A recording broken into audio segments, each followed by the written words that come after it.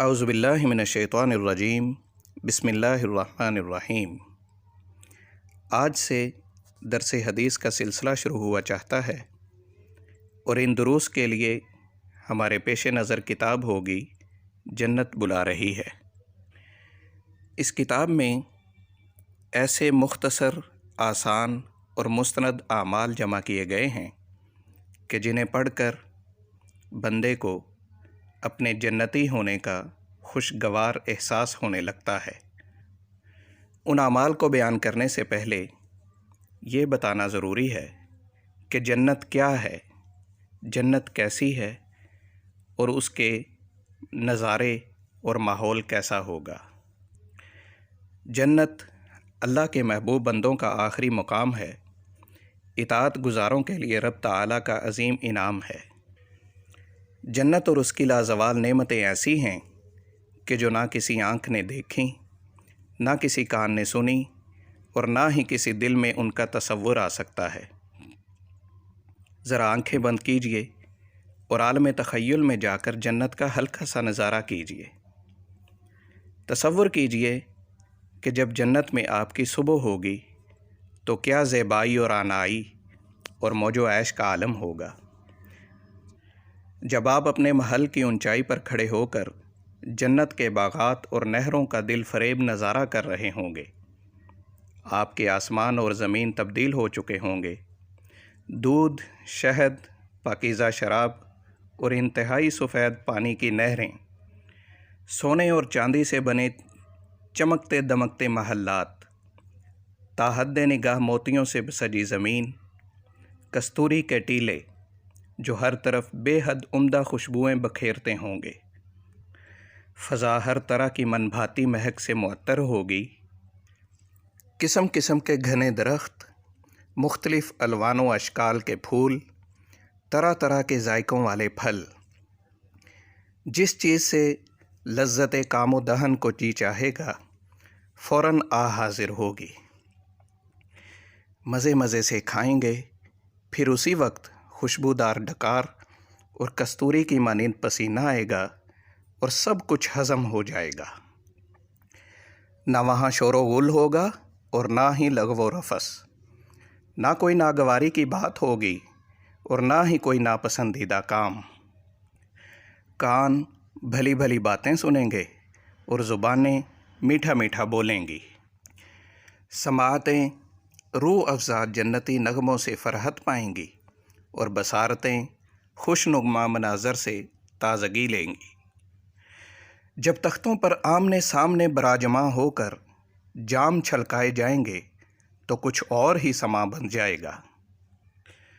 تھکاوٹ اور بوریت جیسی چیزوں کا بھلا وہاں کیا کام؟ وہاں تو بس میسر ہوں گے نوکر چاکر، عظیم سلطنت، بلند مرتبہ، اونچا عہدہ، عالی مقام۔ دنیا میں آپ اپنے جن پیاروں کو کھو چکے ہوں گے وہ وہاں آپ کو مل جائیں گے۔ ذرا سوچو تو صحیح، خوشی کا کیا عالم ہوگا۔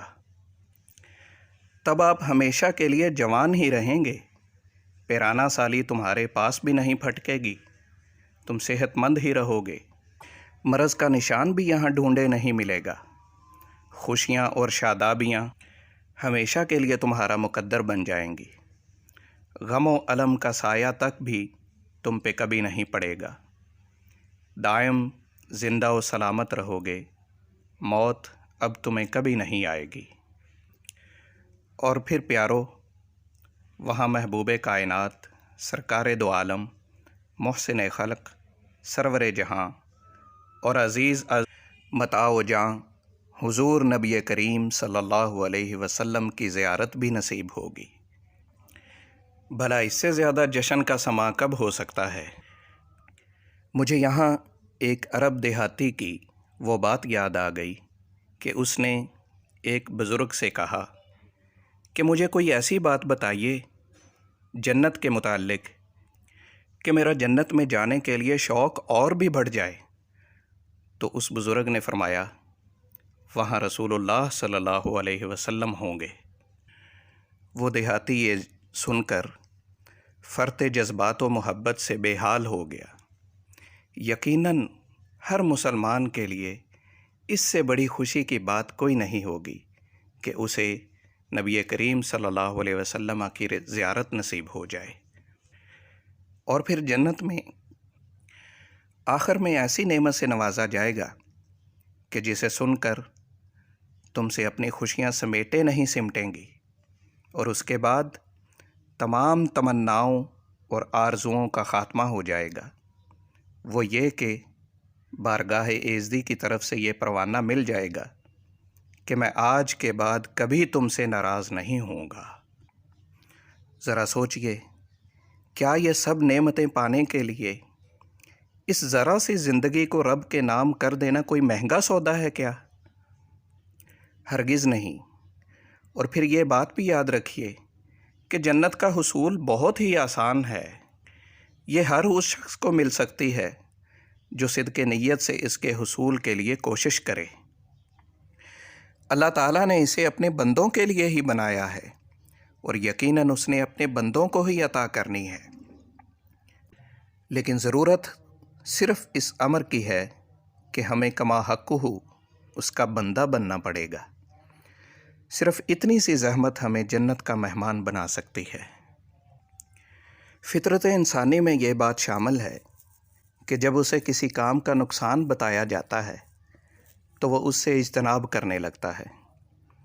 اسی طرح جب اسے کسی کام کے ثمرات بتائے جاتے ہیں تو اس کے دل میں وہ کام کرنے کا جذبہ پیدا ہونے لگتا ہے۔ اسی کے پیش نظر ہم آپ کے سامنے ایسے اعمال بیان کریں گے جو مختصر بھی ہوں گے اور بیش بہا اجر و ثواب کے موجب بھی۔